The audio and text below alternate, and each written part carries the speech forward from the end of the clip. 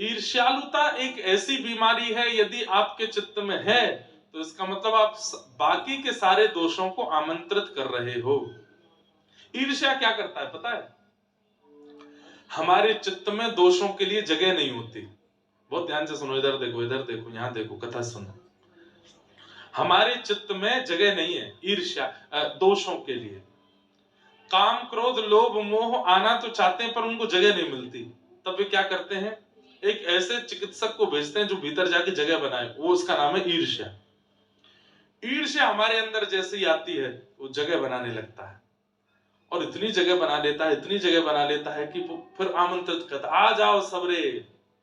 तो काम क्रोध लोभ मोह द्वेष अभिनिवेश अहंता ममता चिंता सब एक साथ आके चित्त में बैठ जाते हैं। ईर्ष्या को ही नहीं आने दिया तो इसका मतलब स्थान ही नहीं बन पाया, और स्थान नहीं बन पाएगा तो बाकी के दोष आ ही नहीं पाएंगे। लेकिन दुर्भाग्य की बात है, आज हर दूसरे व्यक्ति के अंदर ईर्ष्या है। आप स्वयं से पूछिए, स्वयं से पूछिए, और अभी मत पूछिए, बाद में पूछना कथा के बाद। ईर्ष्या है किसी से? है तो सही, सबको है। और वही ईर्ष्या दोषों को जन्म देती है। भगवान से प्रार्थना करना कभी ईर्ष्या चित्त में ना आवे। काम क्रोध लोभ मोह यदि चित्त में आ भी गए तो इनकी चिकित्सा हो जाएगी, पर ईर्ष्या आ गई तो उसकी चिकित्सा नहीं हो सकती। वो तो फिर आपका नाश करवा के ही जाएगी। और सबसे बड़ी बात है, ईर्ष्यालु व्यक्ति को ठाकुर जी की प्राप्ति नहीं होती। तो ऐसे ऐसे स्वभाव को हम लाएं क्यों जो भगवत मिलन में बाधा बने? किसी की उपलब्धियां देख करके, किसी के धन को देख करके, किसी के वैभव को देख करके, किसी की सुंदरता देख करके, किसी की प्रसन्नता देख करके आप ईर्ष्या में चले जा रहे हो। ये बहुत बड़ा दोष है। इससे बचने का प्रयास करो। मैं एक बात कहता हूं, श्रावण के दिनों में इस बार शंकर जी के ऊपर जल चढ़ाते हुए प्रार्थना करना, हे शंकर जी, हरि जी मोहे संत हृदय कर दीजो, हरि जी मोहे संत हृदय कर। हे नाथ, मुझे आप सरल बना दो, मेरे अंदर दया का संचार कर दीजिए, मेरे अंदर करुणा ले आइए नाथ, मेरे अंदर से ईर्ष्या को दूर कर दीजिए।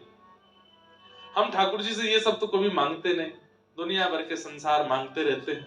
ठाकुर जी से मांगना है तो ये मांगो, हे हनुमान जी महाराज, जैसे आप हो ना वैसे हमको बना दो। हे भोलेनाथ, जैसे भोले आप हो वैसे हमको बना दो। अरे ठाकुर जी से याचना करो, हमको भोंदू बना दो, भोंदू, बिल्कुल भोंदू बना दो, सीधा बना दो हमको। हम बहुत बहुत चतुर हो गए नाथ, हमारे अंदर बहुत विकार हो गए, हमको सीधा कर दीजिए। ये क्यों नहीं मांगते हम ठाकुर जी से? बंधुओं,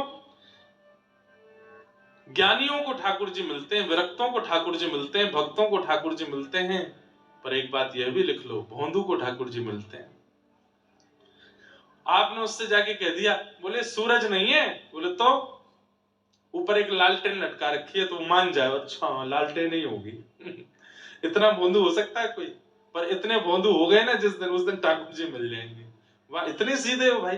अच्छा, कई परिवार के लोग मेरे को आकर के इस बात पर टोकते, महाराज जी आप कथा में कहते हो कि भोंदू बन जाओ, सीधे बन जाओ, सरल बन जाओ। आपको पता है कितना चालाक संसार है?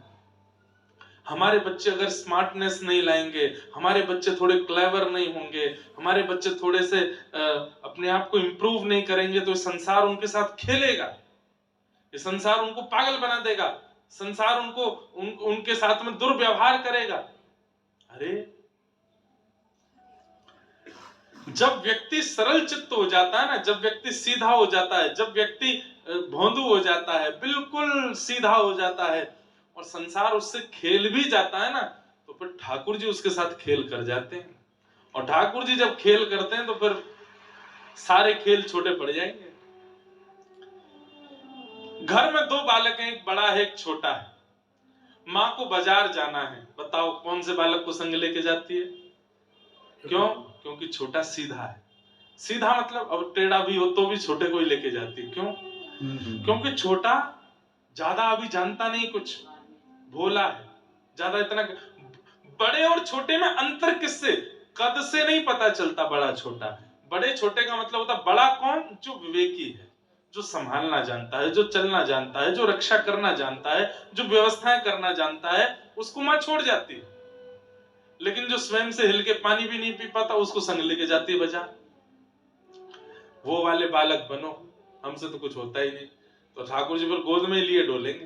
बोले अरे भैया या ते कछु ना है पाए को, बोलो है सीधो है, आपसे कोई खेल ना जाए, इसकी पूरी जिम्मेवारी ठाकुर जी रखेंगे। और सुनिए, सीधों के साथ खेल हो भी जाता है, होता है, तो वो चिंतित नहीं होते। ठाकुर जी फिर उनके खिलाफ खेल खेलते हैं, उनके लिए खेल खेलते हैं।